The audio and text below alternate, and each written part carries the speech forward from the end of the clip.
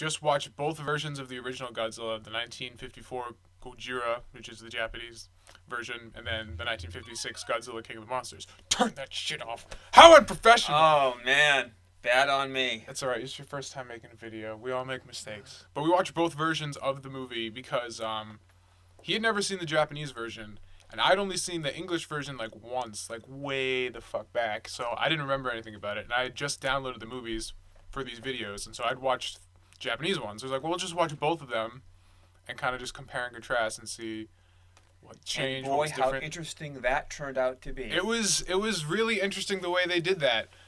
Before we begin, though, we should probably have a quick history or quick recap of what these films are and why we're even comparing them, because it's not just a dub.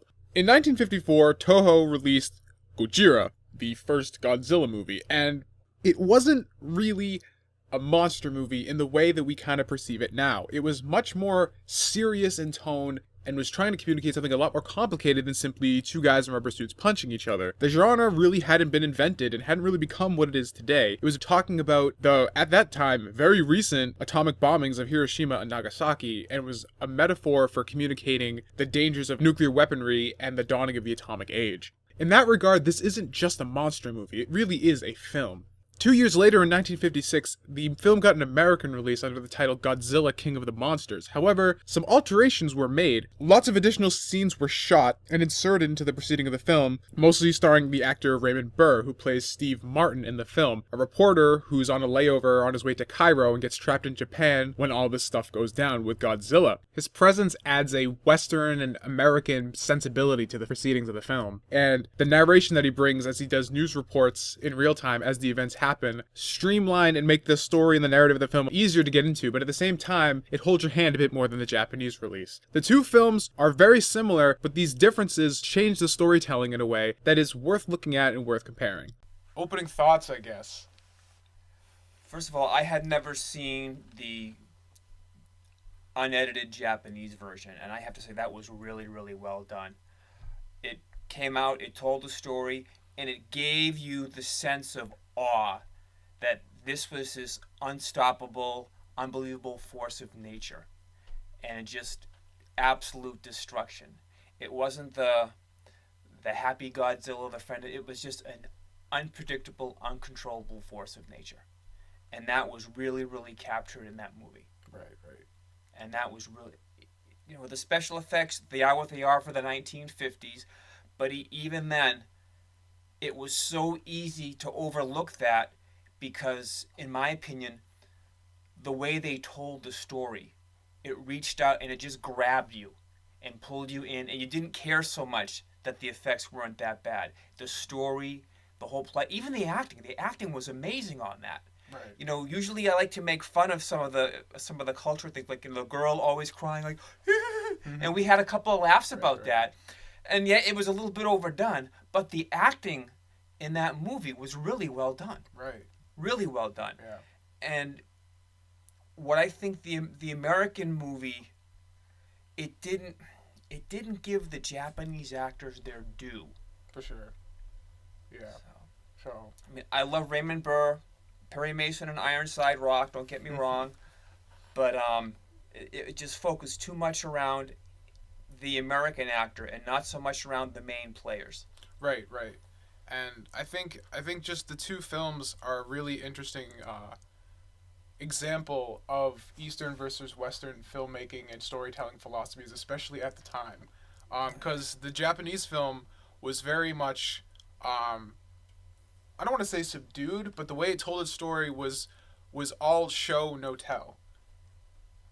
They just dropped you into the situation, the events happened, the characters reacted to it, and it was very much natural in the way that it was done. Whereas the American version, I think in the beginning, the way that they changed the beginning, they started it off like it was like a kind of like a. They took the middle 60 minutes in. Right. They took that middle scene. They like Tarantino did. Yeah, they put it in the front. They put it in the front. And then you're right. They had Raymond Burr jump in, and I am gonna tell you, it's like he narrated the entire movie. Tokyo, a smoldering memorial to the unknown. an unknown which at this very moment still prevails and could at any time lash out with its terrible destruction anywhere else in the world. There were once many people here who could have told of what they saw. Now there are only a few. He voice Because a overlaid lot everything. of the stuff that happens in the Japanese version is very subtextual, you know, because it relies on you to connect the dots yourself. Exactly. Whereas the Western version is much more accessible. It's much more easy to get into, and the way that they start the film with the cold opening, like dropping you in the middle of it, it is a bit easier to just get right into. Because, I mean, the Japanese film starts with the credits, because a lot of the older Japanese movies, like, they would always start with credits. Right. So the Japanese movie starts with credits for 5 minutes over, like, the really good score, and then the American version is, like, you know, Raymond Burr, like, with his ass kicked, like, in the hospital, which happens in the middle of the Japanese film. And again, to get back to jump on what you were saying, the beginning rolling of the credits for the is very subdued. You had the Japanese characters rolling up the screen, and then in the American one, Godzilla, King of the Monsters, Right, just exactly. splashed across the screen. Like, if you've ever read any Golden Age comics, like, this film is just like very much reminiscent of that, because it's all just like heavy on the narration, which you can't really fault the film too much for, because the way that the narration is done is it's done in the style of like a news report, and since exactly. Steve Martin's a reporter, it makes sense in that regard. One of the things that kind of almost disappointed me about the American version, especially after seeing the Japanese one, is that it almost could have been a side story to the Japanese release, because a lot of the times Steve Martin is there talking about these events as they happen, but he's not interacting with the main cast from the Japanese film, and he doesn't have a huge impact on the events of the story. He's just another person experiencing these events. Right, and you just get it through his perspective. And that could have been a great, like, companion piece, you know, like, because we have the main characters from the Japanese film that are affecting the plot line, but then here's a bystander's perspective as well, who just happens to be a reporter. And for the first half of the movie, that's basically what happens. But then, like, he starts, like, calling up, you know, all the people and talking with all the main characters, and they're just, like, very, I mean, because it's the 1950s, you can't just, like, you know, composite this guy into the shots. So it's usually just, like, him talking to, like, the back of a head that's supposed to be this character, like the main characters from the Japanese film. So they have an excuse to have him know about all the main characters going on. I thought the best one was the guy in the lab where he has the test tubes in front of him. He picks up the phone. Yeah, The side it's profile just the side shot. with the eye patch, so it could be anybody. And I mean, they're clever, like just simple effects, you know. And it's not like if we hadn't just watched a Japanese film, it wouldn't nearly be as jarring. Because I've seen the American Godzilla movie a lot of times, and I liked it and I enjoyed it, and I walked away like, wow, that's a really, really good film. And you really don't think about, you know, Raymond Burr really isn't a part of it, because you look at it, or he's in there, and you dismiss what's so obvious after you see the Japanese version. Because after we saw the Japanese version, I was like, wow. And then we watched the American, I'm like, dude, that's a gray screen. Right. He's not even on it. Exactly. That's a whole, like, his friend, his Japanese friend, he's not even in any of the Japanese movies. It's just, they just threw him in. They have a bunch of other shots, and they just got a bunch of, like, Asian extras to put on another set to make it look continuous. Which, I mean, it works. It works. It did work. Like I said, if we hadn't have watched the first one, it's 2 hours before the second one, we would have totally bought into the experience, I think. So, I mean, my big problem is that, like, because the American film's fine, but once you see the Japanese one and you watch it again, like, it's totally obvious where everything is kind of stitched together. And the fact that the narrative of the American one is so heavy-handed, and it kind of just guides you, like, so strictly, kind of almost takes away from it. And then something for me was the dubbing. The dubbing was awful. They're also radioactive. This ground is dangerous. Everybody, please stay back. The dubbing was a painful experience, and I'm just like, oh god, because the acting in the original was so good. It was. And there are times when like they're saying each other's names, they don't even bother to overdub it again, and then all of a sudden the characters have this burst of emotion, but then they'll just start talking in monotone But when and they at dub least over use it. the same lines. Yeah, At they least changed use a the lot of the same lines lines. too to make them more simple, and they cut a lot of things. They cut the professor's whole narrative at the end about how like there's more Godzillas and we have to stop Yeah. nuclear testing, and like they don't mention the H bomb nearly as much because we dropped fucking it. did that. So it's like no, we gotta downplay we'll that downplay shit. that part. There's no H bombs. What are you talking about? Yeah, it We was didn't the poison an entire strontium-90. boat It of was people. it was their testing that caused everything. Yeah, Nothing that we did. This is, you know, because the whole reason that this film like started wasn't even just the atomic bombs. It was because we did that H bomb testing Right. on that boat. Yeah. And we poisoned like all those people. We ended up giving them like $150 million or Yeah. something in settlement money, and that was like what. Because they have a reference to that in the Japanese film where they talk about all these like irradiated tuna Right. from Godzilla, and it's a statement on that. And of course, nothing. You know? Nothing. We don't talk about. This is America. This is all right? America in the 1950s. Look at Steve Martin's like yeah. face. He's so handsome. I know. You know, and then the great thing, all right, the like penultimate American moment in the American version is when Godzilla first appears, and in the Japanese cut, and when they cut to all the footage, the Japanese footage, everyone just sees him and books it like And immediately. Steve Martin's Steve like, Martin's is like, "Yeah, I'm gonna stand here and look at this amazing beast Yeah. because America doesn't back down to anybody. We don't run." And in every frame, he's laying down in the tent, smoking a cigarette. He's always got his standing pipe up, and shit. smoking a pipe. Every Nonchalance American motherfucker over here. I'm cool. I'm the hipster, and I've got my cigarette. And I mean, we're on the Yeah. tail end of like the film noir genre over in America during the early 50s. So it totally makes sense. Like there's just totally completely different vibes in terms of films. And you see how the Japanese characters react to all these things, and you have the swagger. It's the American swagger of the Exactly. 1950s, And- and that's what Steve Martin signifies. Yeah. So it was just like such a clash. It's a cultural clash in terms of just storytelling and characterization, you know? But I mean, let's talk about the Japanese film for a second because we've watched every Godzilla movie. Yeah. We've seen them all quite a few times. Maybe the newer ones not so much for me, but like the Showa era 60s and 70s films and all the 90s films I've like burned into my memory. And the interesting thing about this film in comparison to those is because the 1954 film basically invented the daikaiju genre. You know, Oh, that's yes. what started the giant monster movies.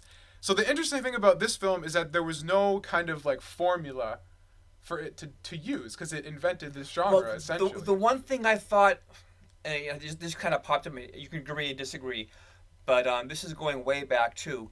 But a lot of what they tried to capture in Godzilla, they tried to capture in the original King Kong. Right. The epic power of the creature, like Kong again, the epic force of nature, unstoppable. Kind of a different thing where Beauty tames the beast, a different kind of story. Right. But they were still In terms of the underlying- presence of yeah, the creature the presence itself. of the creature itself. Is like nature unable to be dominated Right. by mankind, and this kind of this sensation of nature still being an undominable force, and that mankind can't control it. You know, and the arrogance of man, and that's Definitely the arrogance. and of that's man. what's so great about this film is because you watch the later Godzilla films, even all the way up through like Final Wars, and they're monster movies. They're like these cheesy like you know, we're gonna have Godzilla beat the crap out of somebody, and even in the newer ones, there's still that sensation of this is a popcorn film. Yeah. But this Godzilla needs a cape. yeah, Almost. but this film was just as much, was even more so. It was cultural catharsis than simply, you know, a monster movie. Because again, in this film, Godzilla is representing like the ushering him into the atomic age and like the dangers of And abusing man's this technology. mishandling of science. Right. So Definitely man's mishandling of science. the cheese of the movies that follows are not present in this film because it wasn't trying to be a monster movie. It was trying to make a statement.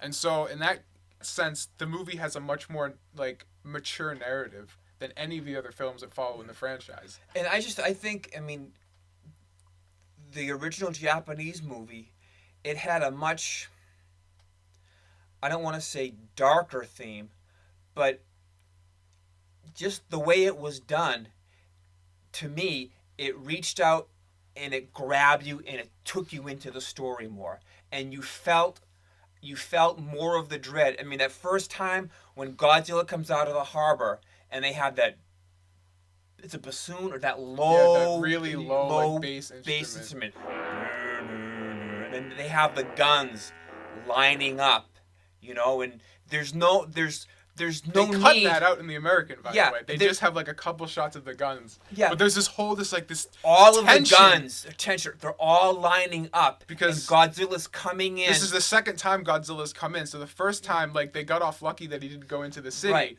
because the planes chased him away. But in this one, like, they know that, like, they have this one line of defense, and there's, like, tensions are super high, and they take like 2 or 3 minutes, and just like he's coming out of the water, they're getting the gun set up. They have a panning shot of the fences that the towers are using to electrocute him. Another thing too, in the Japanese movie, Godzilla, 165 feet tall, the voltage fence, 50,000 volts. In the American movie, Godzilla, 400 feet tall, 300,000 volts. We've got to do everything bigger in the States. It's America just has to make it bigger and badder. The one thing that I really was impressed with is when they destroyed the buildings, when they showed the buildings coming down, that was pretty damn well done for its time. Dude, there was one shot in that, and when Steve Martin gets buried. That was a great shot too. That was not even a fantastic shot in of itself, but it was a great splice.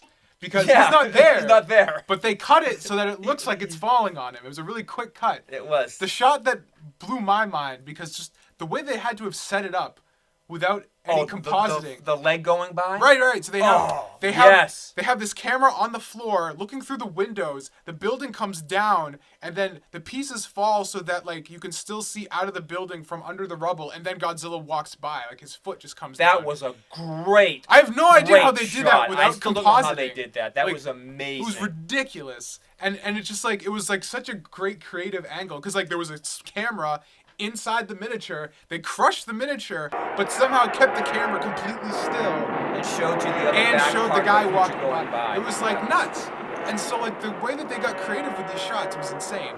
Every shot that they use in this film really does work towards establishing the powerlessness of the populace. Oh yeah. And of course that's the whole motivation, like, message of the film, even to the point where, like, they kill off Godzilla with the oxygen destroyer.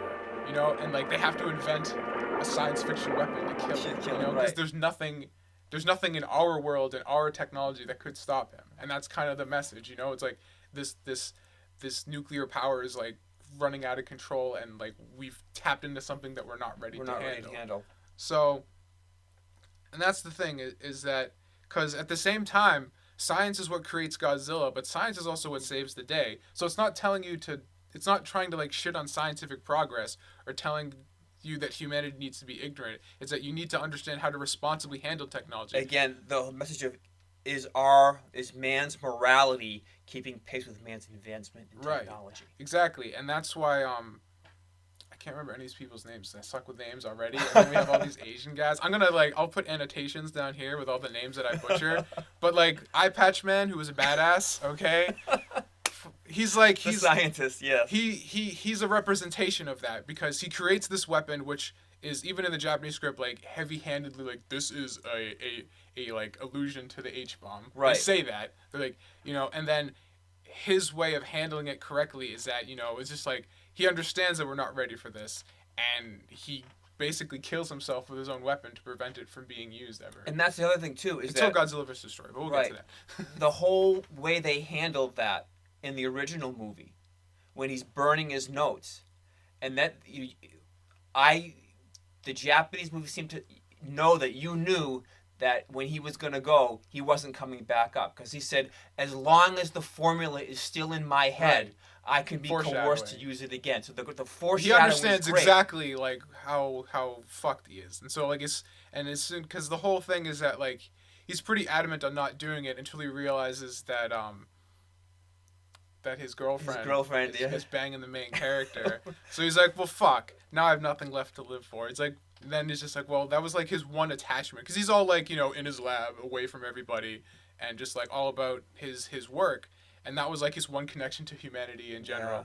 And again, all this is subtextual because they never have like They don't come out and say it. They don't, and like it's like you need to think about it and like understand what's going on. And that was the one weird thing about the American when Steve Martin calls him.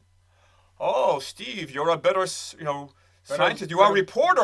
Better than a linguist. It's like, no, that's not the character. Yeah. You know, it's like because that was when it broke for me because before it could have been a side story, but then as soon as they Tried changed to his bring character, him in, they changed the character. Well, they have to because he's integral to the whole like climax of the film. Right. And this whole story is supposed to be like a news report from Steve Martin's perspective. So how would he know about any of that if he didn't have? And a then when connection? Yamiko says, "Oh, Steve told me too that you had to use Steve this." told me. It's like Steve told you. What the fuck? So I mean, it's at the same time, it's not really fair to judge it like that because it's a different film. It is a complete. It's not just a dub.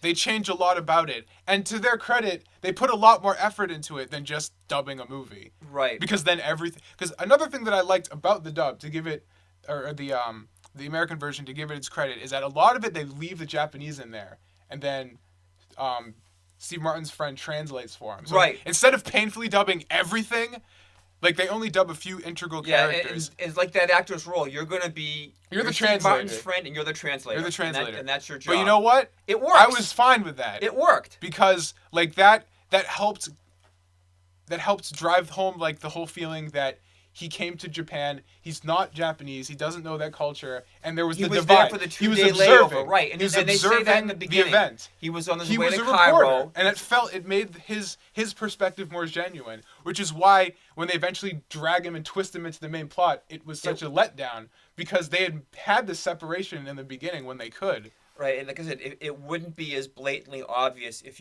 we hadn't spent 2 hours and 15 minutes watching the first movie. Yeah, we're totally jaded right now. So, as much as we're bashing on it, it's good in isolation. It is in isolation. I've loved that movie since I saw it on Creature Feature when I was 11, 12 years old on the Channel 56, our black and white television with the little tinfoil boosted antenna, and that was the first time I saw that, and I was like, wow, and that was like, it's Godzilla, right?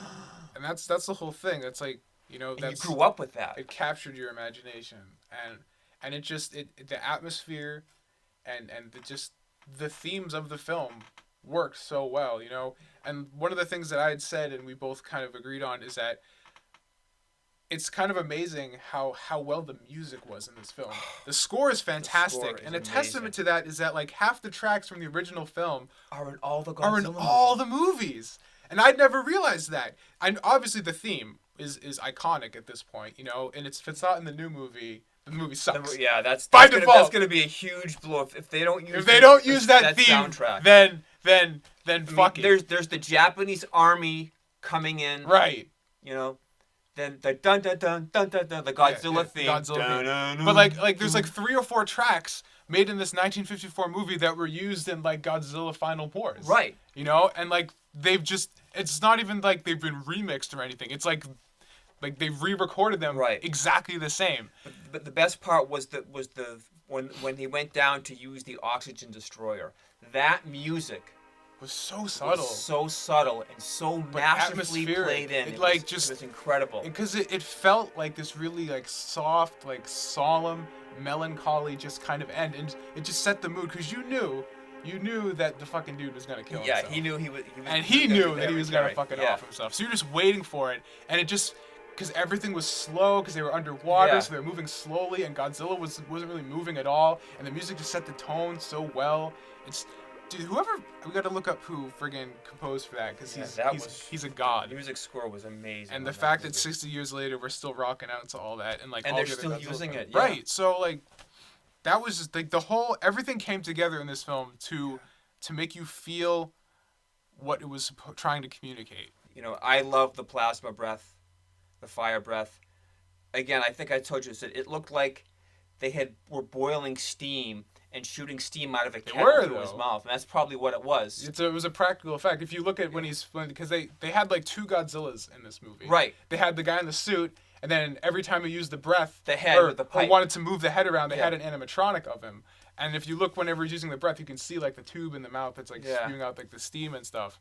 So it was just like they everything in this was pretty much practical effects. The only thing they drew was like a couple like the effects on his dorsal fins Right. when he uses his breath, and some of the fire from like far off shots when they were trying to when using the rubber suit using the fire, they would draw it in. So But again, I mean, small.